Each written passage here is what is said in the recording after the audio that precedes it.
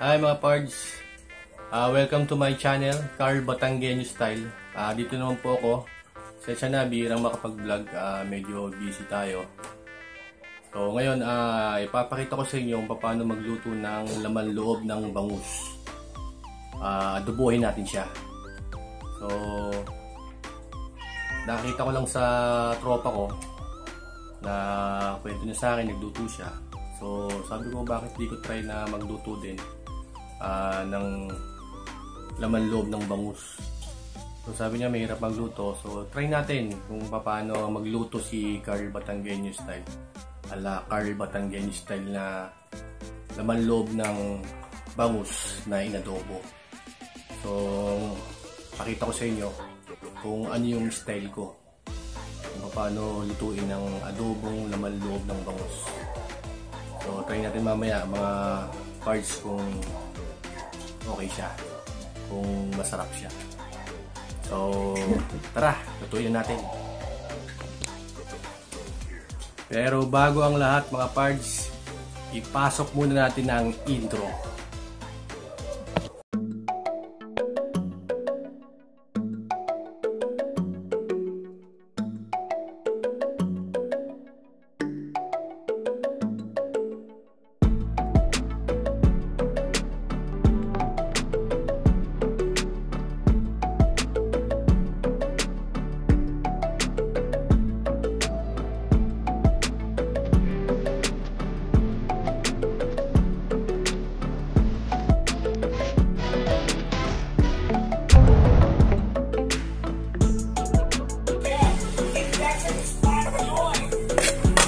Kailangan natin isa yung bawang sibuyas para kailangan golden brown siya para ang lasa sa ating lutuin na laman loob ng bangus.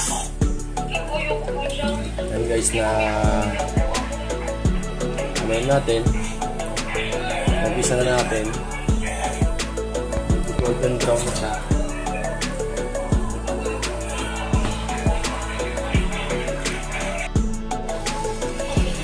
Lalagay natin ngayon yung ating mga troops. Yan po ay laman loob ng bangus. Ayan po. Adobohin po natin siya.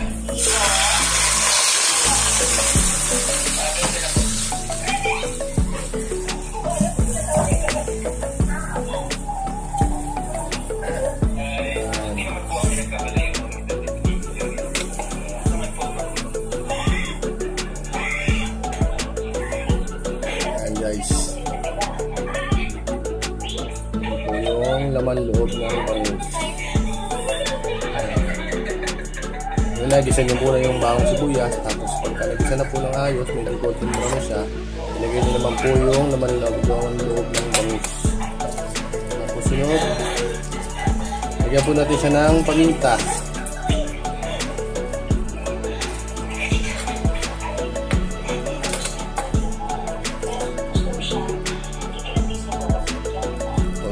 Paminta.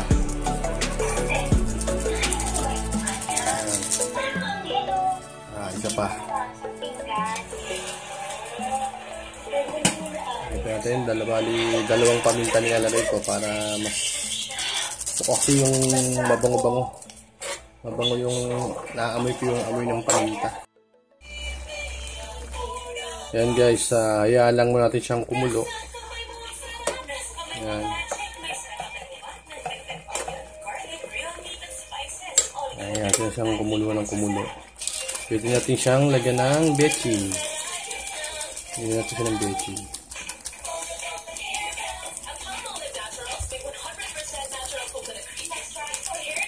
Ayan, lubos ko na. Para malasa. Ayan.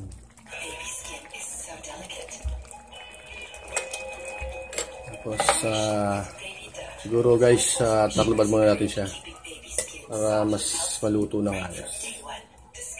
Okay. Balikan natin siya maya-maya ng konti. Ayan guys, tingnan natin. Oh, yun. Pwede na yan. So, lagyan na natin siya ng toyo. Ito guys, toyo.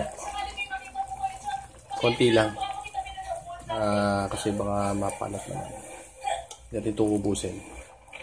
Siguro ganun lang karami. Tapos, suka. Lagyan natin siya ng suka. Yan.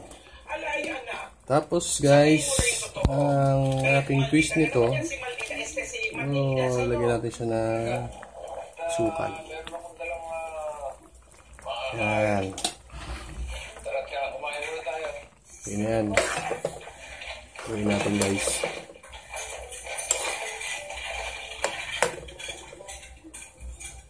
Tapos sweet lang natin siya. Guys. Tayin natin siya na lumabas yung kanyang mantika. Yung talagang ano siya, maluto siya ng gusto. Tapos lalabas yung mantika niyan. So takluban muna natin ulit. Tapos balikan natin siya mamaya ulit. Okay. Ayan guys, luto na siya.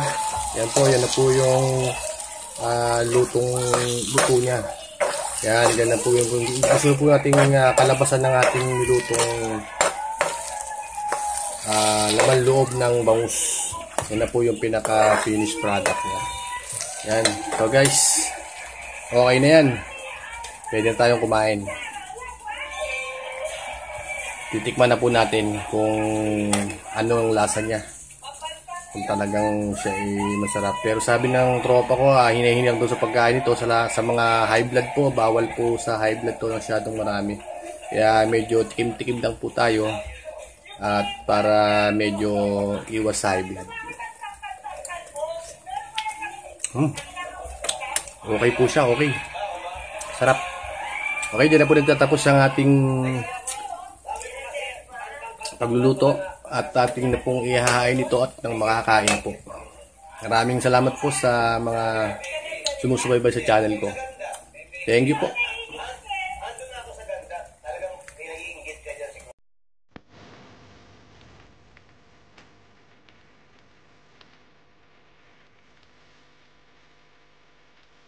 Hi guys. Ito po siya. Sarap po yan. Thank